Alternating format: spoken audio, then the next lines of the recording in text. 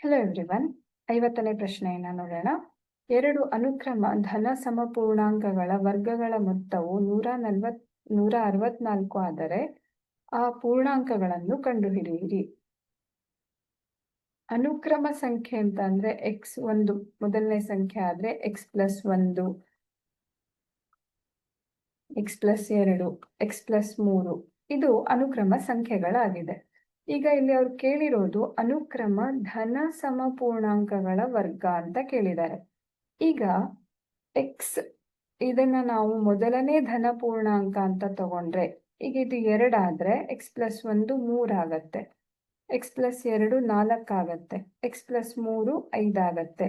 So ಇದು ಮೊದಲನೇ ಧನ ಪೂರ್ಣಾಂಕ ಆದ್ರೆ ಇದು ಎರಡನೇ ಧನ ಪೂರ್ಣಾಂಕ ಅಂದ್ರೆ x+2 ಅಲ್ವಾ.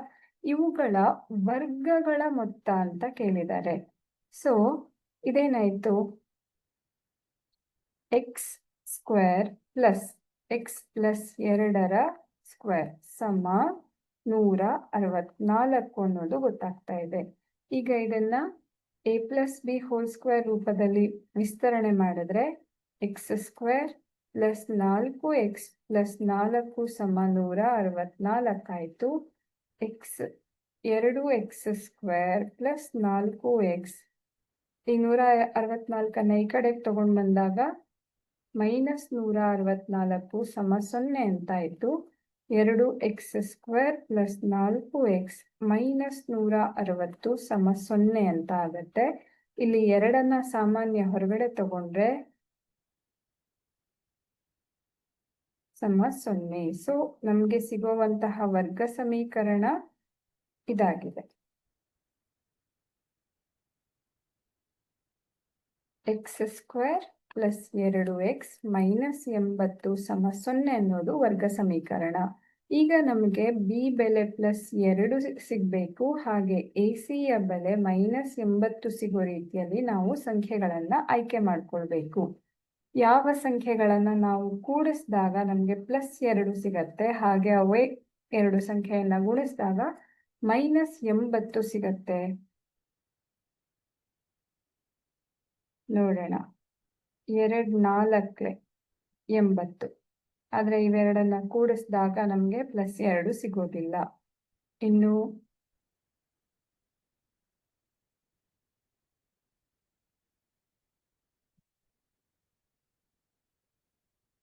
8 10 80, ಇವೆರಡನ್ನ ಕೂಡಿಸಿದಾಗ ನಮಗೆ 2 ಸಿಗೋ ಸಾಧ್ಯತೆ ಇದೆ ಅಲ್ವಾ.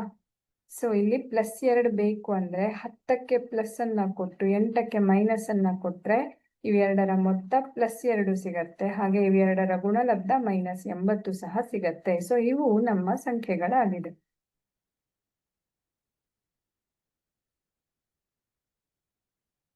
ಸೊ x ಸಾಮಾನ್ಯ ಪದ ಹೊರಗಡೆ ತಗೊಂಡ್ರೆ x+10 ಉಳಿತು, -8 ಸಾಮಾನ್ಯ ಪದ ತಗೊಂಡ್ರೆ x+10 ಸಮ 0 ಅಂತ ಉಳಿಯುತ್ತೆ.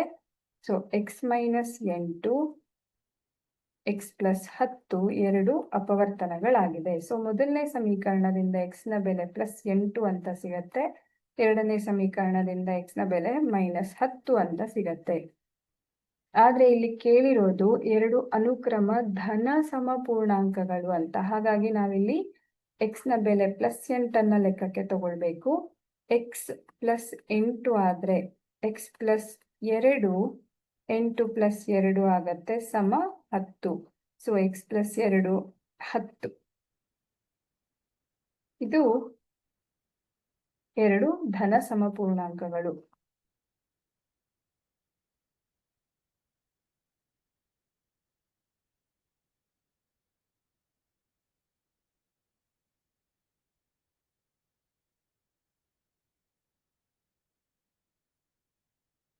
ಹಾಗೆ